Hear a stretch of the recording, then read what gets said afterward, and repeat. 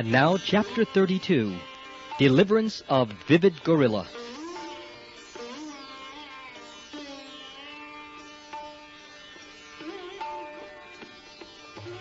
While Shukdev Goswami continued to speak on the transcendental pastimes and characteristics of Lord Krishna, King Parikshit, upon hearing him, became more and more enthusiastic and wanted to hear further. Shukdev Goswami next narrated the story of Dvivida, the gorilla who was killed by Lord Balaram. This gorilla was a great friend of Baumasura or Narakasura, who was killed by Krishna in connection with his kidnapping 16,000 princesses from all over the world. Dvivida was the minister of King Sugriv. His brother Minda was also a very powerful gorilla king. When Dvivida gorilla heard the story of his friend Baumasura's being killed by Lord Krishna, he planned to create mischief throughout the country in order to avenge the death of Baumasura. His first business was to set fires in villages and towns and industrial and mining places, as well as the residential quarters of the mercantile men, who were busy dairy farming and protecting cows. Sometimes he would uproot a big mountain and tear it to pieces. In this way, he created great disturbances all over the country, especially in the province of Katwa. The city of Dwarka was situated in this Katwa province, and because Lord Krishna used to live in this city, Dvivida specifically made it his target of disturbance.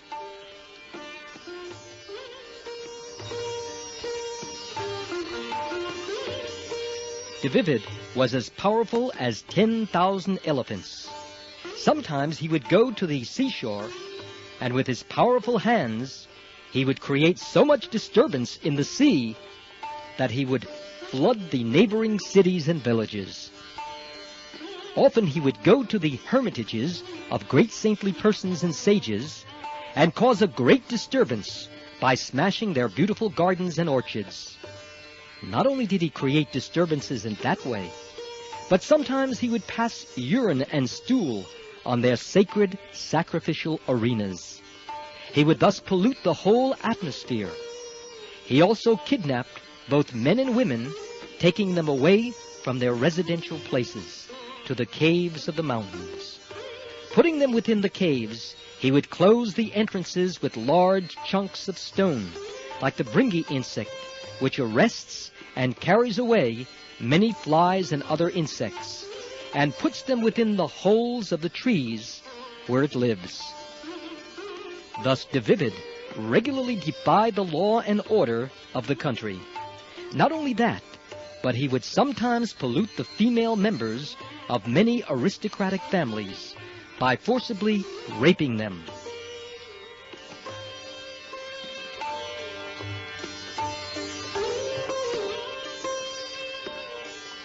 While creating such great disturbances all over the country, sometimes he heard very sweet musical sounds from Raivatik mountain, and so he entered that mountainous region.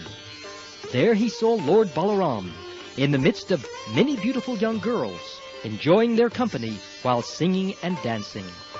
He became captivated by the beautiful features of Lord Balaram's body, whose every feature was very beautiful, decorated as he was with a garland of lotus flowers. Similarly, all the young girls present, dressed and garlanded with flowers, exhibited much beauty. Lord Balaram seemed fully intoxicated from drinking the Baruni beverage, and his eyes appeared to be rolling in a drunken state. Lord Balaram appeared just like the king of the elephants in the midst of many she-elephants.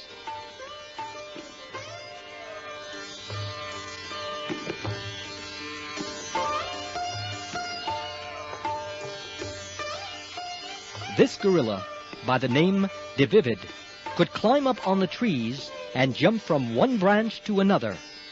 Sometimes he would jerk the branches, creating a particular type of sound like kila, kila, so that Lord Balaram was greatly distracted from the pleasing atmosphere. Sometimes Dvivid would come before the women and exhibit different types of caricatures. By nature, young women are apt to enjoy everything with laughter and joking. And when the gorilla came before them, they did not take him seriously, but simply laughed at him. However, the gorilla was so rude that even in the presence of Balaram, he began to show the lower part of his body to the women, and sometimes he would come forward to show his teeth while moving his eyebrows. He disrespected the women, even in the presence of Balaram. Lord Balaram's name suggests not only that he is very powerful, but that he takes pleasure in exhibiting extraordinary strength. So he took a stone and threw it at Dvivid. The gorilla, however, artfully avoided being struck by the stone.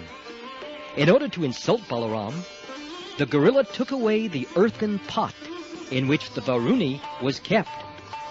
Dvivid, being thus intoxicated with his limited strength, began to tear off all the valuable clothes worn by Balaram and the accompanying young girls. He was so puffed up that he thought that Balaram could not do anything to chastise him, and he continued to offend Balaramji and his companions.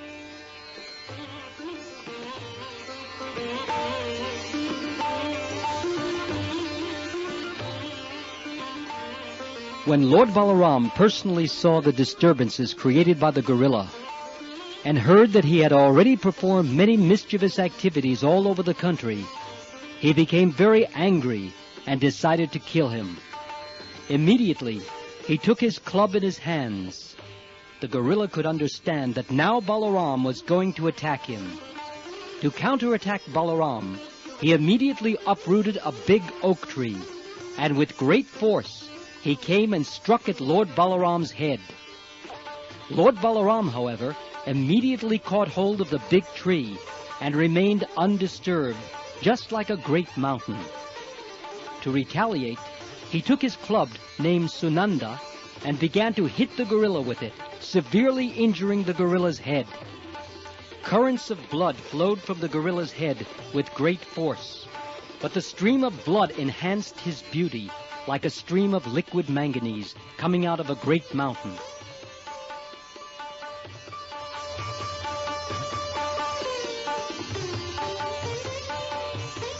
The striking of Balaram's club did not even slightly disturb him. On the contrary, he immediately uprooted another big oak tree, and after clipping off all its leaves, he began to strike Balaram's head with it. But Balaram, with the help of his club, tore the tree to pieces. Since the gorilla was very angry, he took another tree in his hands and began to strike Lord Balaram's body. Again, Lord Balaram tore the tree to pieces, and the fighting continued. Each time the gorilla would bring out a big tree to strike Balaram, Lord Balaram would tear the tree to pieces by the striking of his club, and the gorilla Dvivid would clutch another tree from another direction and again attacked Balaram in the same way.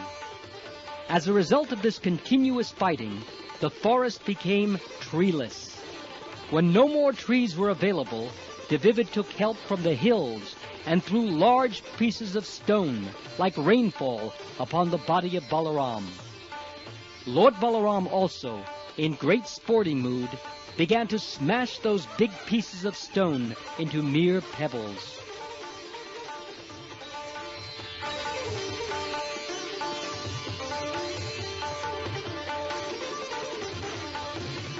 The gorilla, being bereft of all trees and stone slabs, now stood before him and waved his strong fists. Then, with great force, he began to beat Lord Balaram's chest with his fists. This time, Lord Balaram became most angry. Since the gorilla was striking him with his hands, Lord Balaram would not strike him back with his own weapons, the club or the plow. Simply with his fist, he began to strike the collarbone of the gorilla. This striking proved fatal to Dvivid, who immediately vomited blood and fell unconscious upon the ground. When the gorilla fell, all the hills and forests appeared to totter.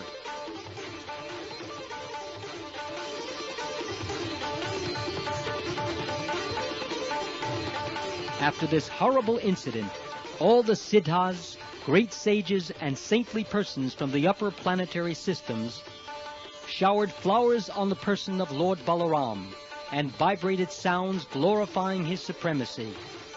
All of them began to chant, "All glories to Lord Balaram. Let us offer our respectful obeisances unto your lotus feet. By killing this great demon, Dvivid, you have initiated an auspicious era for the world." All such jubilant sounds of victory were heard from outer space. After killing the great demon, Dvivid, and being worshipped by showers of flowers and glorious sounds of victory, Balaram returned to his capital city, Dwarka. Thus ends the Bhaktivedanta purport of the second volume, 32nd chapter of Krishna, Deliverance of Dvivid Gorilla.